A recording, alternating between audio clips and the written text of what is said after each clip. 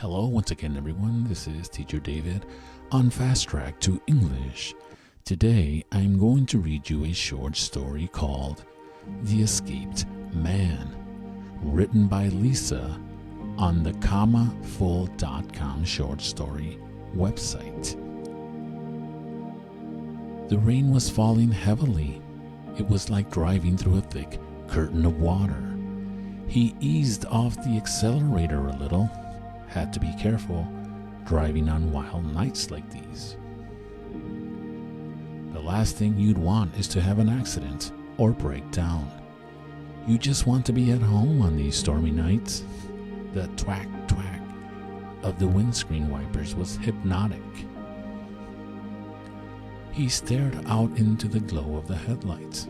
The rain sounded like white noise interference as it battered the car. He was reminded of the opening scenes of a Hitchcock film.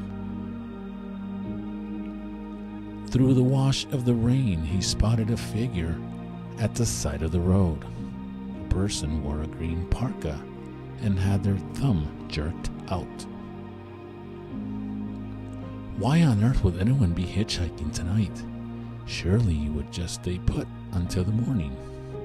They must have been in a rush to get where they were going. He signaled down and pulled over. The hitchhiker climbed in. He shut the door quickly, glad to be out of the rain. He pulled his hood back and sighed. He was somewhere in his mid-20s and had wild red hair and a thick beard. "Awful night, hey?" said the driver.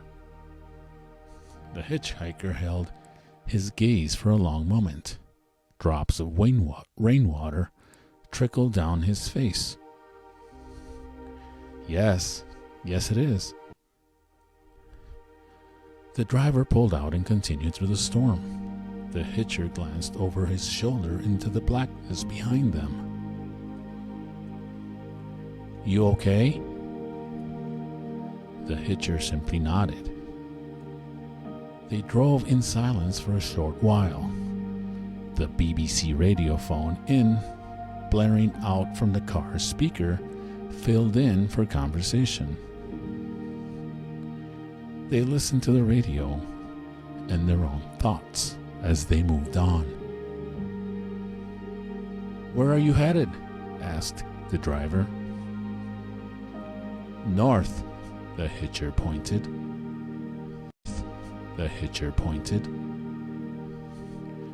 "Are you traveling to visit friends?" "Huh?" The driver couldn't tell if that was a yes or no. He adjusted his tie nervously. The hitcher stared at him in his suit and tie. The hitcher seemed scruffy in comparison in his parka and Pink Floyd t-shirt. "Do you work around here?" asked the hitcher. "Yes," said the driver. "I was stuck late at the office. You know how it is." "No, not really." Again, they drifted into silence. The talk radio show carried on as they drove through the wind and rain. The hitchhiker shifted in his seat and stared out the windscreen. "No music?" the hitcher asked. "What?" "Is there no music we could listen to?" "I like the talk radio shows. I'm not really a music fan." The hitchhiker's eyes glazed over for a moment. Then he spoke. "I like listening to music. It calms me down." The driver said nothing. Several miles later, there was a news bulletin on the radio. The reporter tried to remain professional as she read the announcement. "We are getting reports that a patient has escaped from a Manchester psychiatric.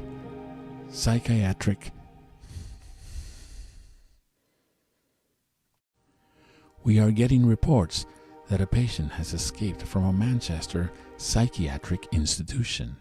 The man is said to be psychopathic and is said to have a history of murder. The hitcher jabbed a finger on the button on the radio panel. Teeny pop music blurted out from the speakers. The driver stared at his passenger, his question unasked. "I hate the news," answered the hitcher. "It's so depressing. It brings me down. There is never any good news, is there?" The driver did not reply. "Don't worry, I'm not the killer," said the hitcher, fidgeting with his coat. "No," said the driver. No, of course you aren't." They drove on listening to the crappy pop music and overexcited radio DJs. The rain pounded on the car. "What do you do for a living?" asked the driver. The hitcher was quiet for a moment. Then he grinned. "I'm a writer." "Really? How interesting. Have you had anything published?" "No, as yet. I'm an undiscovered artist." "I'm sure you will make it. What are you working on at the moment?" "I'm writing a novel." "Yes?" "It's about a serial killer." The driver did not speak. He flicked the talk radio station back on. A man was rambling on with himself about the change in days. His wheelie bins were emptied. "Where can I drop you?" asked the driver. The hitcher said nothing. When the driver glanced round, his passenger had his eyes closed. He was either asleep or feigning slumber. They drove on through the storm down the snaking lanes. An hour later, the storm still growled and raged. The hitcher looked out of the window. The driver steered the car in silence. Another news bulletin came over the radio. "We're getting more information on the escaped patient. The killer's name is Simon Hughes. He escaped from the Green Pastures Institute earlier this evening." Simon Hughes made his escape by changing from his hospital-issue uniform into a suit and tie and pretending to be one of the medical staff. He stole a car and drove off. The hitcher turned to the driver.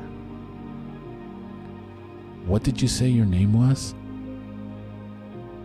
"My name is Simon." The hitcher stared in shock. Simon grinned.